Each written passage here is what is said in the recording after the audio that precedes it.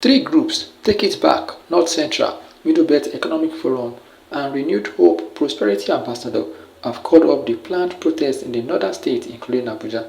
The group cited concerns about the potential destabilization and harm to their communities as a reason for their decision. The group, which made this known at a press conference on Tuesday in Abuja, said the decision was made after a careful appraisal of the situation and a fruitful interaction with the Minister of Water Resources, Professor Joseph Utsev. In his address, Dr. Amodu Ben also commended the Secretary to the Government of the Federation, Senator George Akume, and other critical stakeholders in the North Central for their efforts to maintaining peace and order in the region. We earnestly implore our fellow citizens to engage in a peaceful and constructive dialogue, collaboratively working towards addressing our grievances and forging a brighter future for our region. We issue a clarion call to all citizens of the North Central region to immediately cease all protests and redirect their energies towards constructive dialogue and engagement with the government. We firmly believe that this approach constitutes the most effective means of addressing grievances and contributing to the development of our beloved nation. Let us join forces to build a brighter future for the Middle Belt region, one that is founded upon the principles of peace, prosperity, and cooperation, and where the collective efforts of our citizens can flourish, yielding a harmonious and thriving society for generations to come.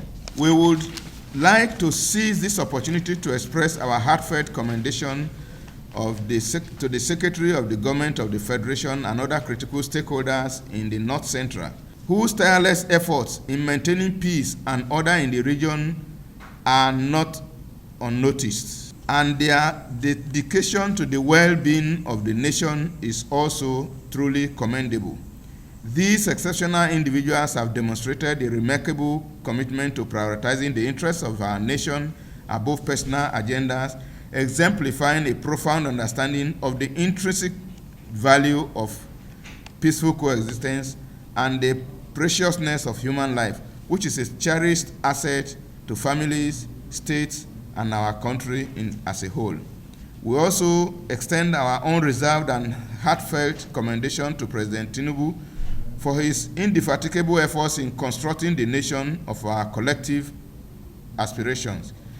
Notwithstanding the formidable challenges that we are facing in this country, he has remained steadfast in his endeavors, tirelessly striving to alleviate the burdens of our citizens and enhance their overall well-being. We acknowledge and appreciate the President's diligent efforts to improve the lives of citizens, and we must unite in our support and collaboration with him to achieve our shared objectives.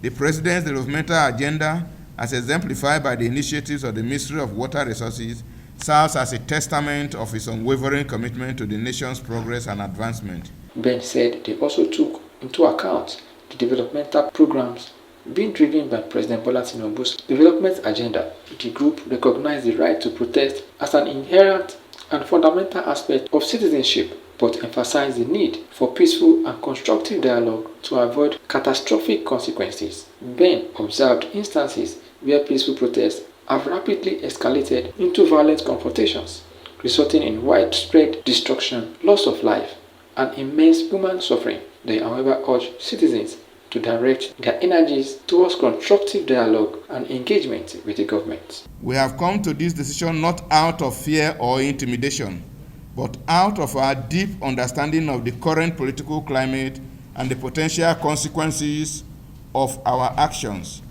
After careful appraisal and interaction with the Honorable Minister of Water Resources, we have come to the realization that our grievances can be addressed through constructive dialogue and in collaboration with the government.